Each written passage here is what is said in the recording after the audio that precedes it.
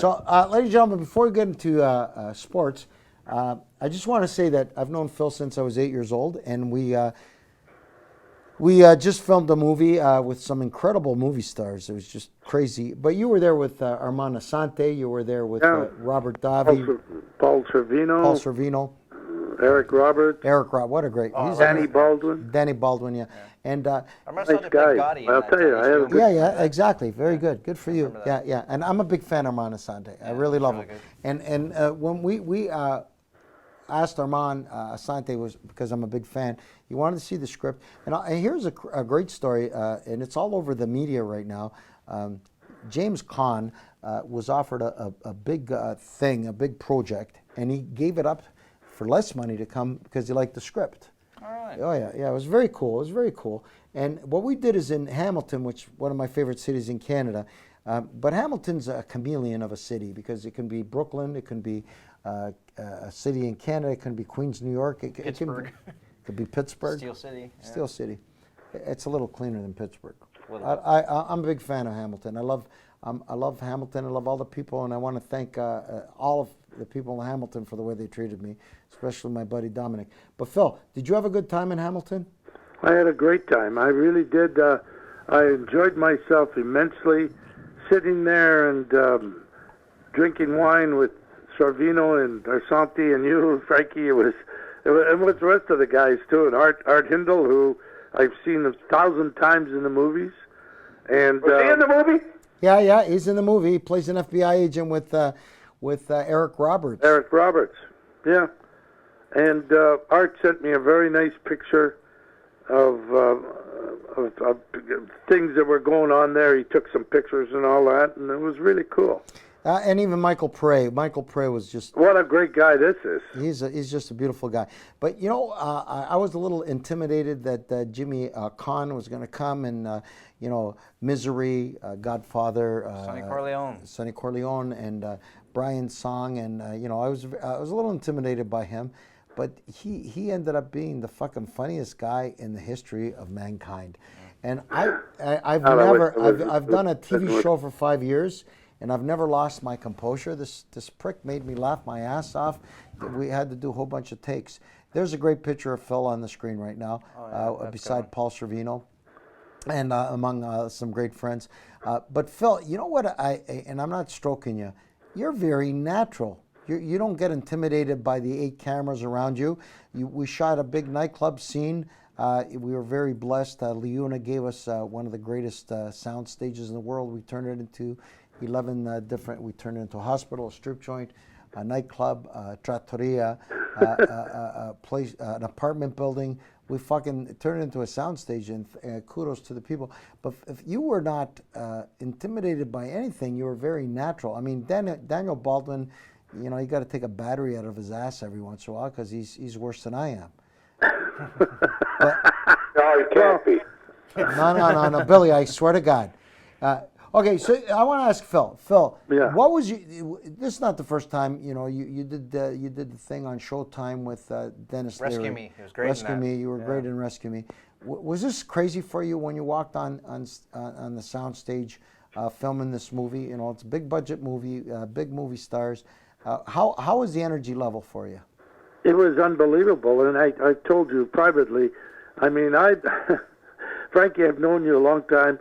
But you, as a director, you took complete control like you're supposed to, and that really impressed me because those guys, they stopped and they listened, and you told them what you wanted, and they did it. And boy, oh boy, and Santi said to me, we were just talking when we were sitting beside each other having some wine at dinner, and I said, man, directors really have to be on the, he says, oh yeah, he says, as an actor, you gotta, the director tells you, you might want to talk to him about maybe doing something. He says, but if the director tells you this is what he wants to do, you got to do it. That's what your job is. You're the actor. And I says, I know. I said, it was really, that's the part that really amazed me about the whole thing.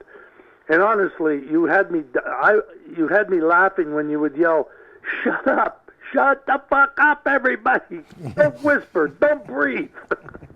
Don't fart. And honest to God, the more you yelled like that, the funnier it was to me, and well, here's a great, and thank God we were three sound stages away, and we're shooting a scene, a dramatic scene, an incredible scene, with a doctor and Armand Assante and Michael Pare and Tony Nardi in a hospital.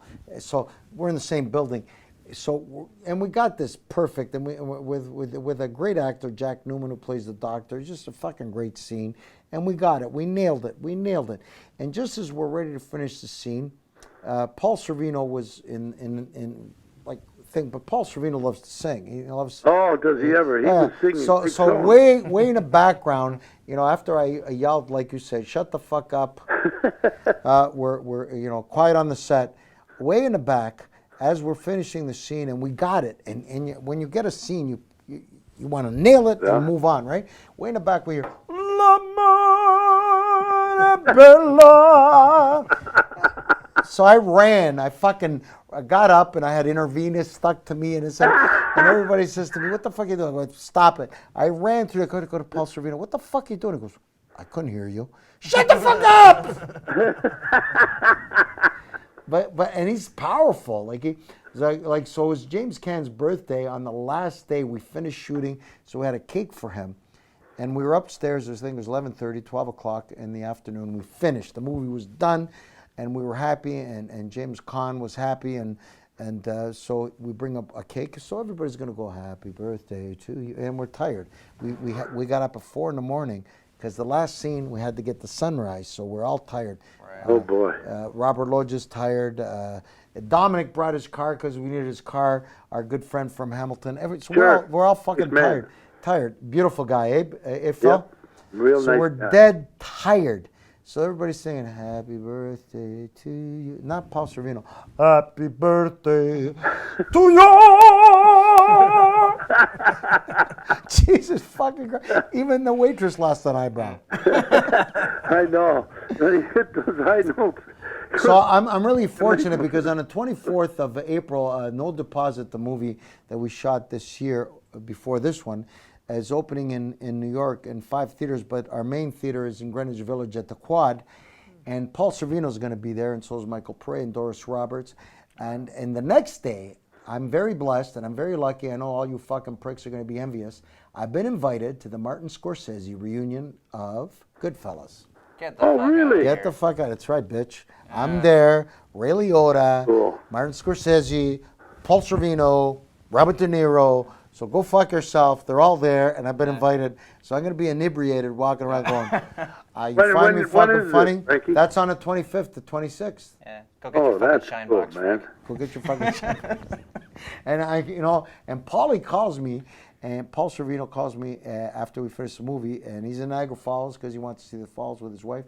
He says to me, "Listen, I know we're going to be in New York for the opening of No Deposit, but we're doing the reunion of Goodfellas. You want to come?" I go, "Hang on, let me think about it." Yeah. Yeah! Yeah, I guess so. And then I went like this then. La la, Bella. But a lot of people don't know that Paul Sorvino is 6'4". Oh, he's a big dude. Dude, big man. Yeah. Hey, Phil, were you shocked when you met him? He's Yeah, a I big was. guy. Yeah. I was massive shocked guy. too that Armin Asante is not I thought Armin Asante was a shorter guy, but he's a tall guy. He's my height. No, he's not. He's 6 feet tall. It's my height. Well, that's what I am now. No, you're more. Man, now you're. I used to be 6'1". Now I'm 6 foot. Anyways, Phil, it was an honor. I can't wait to see you in Tampa.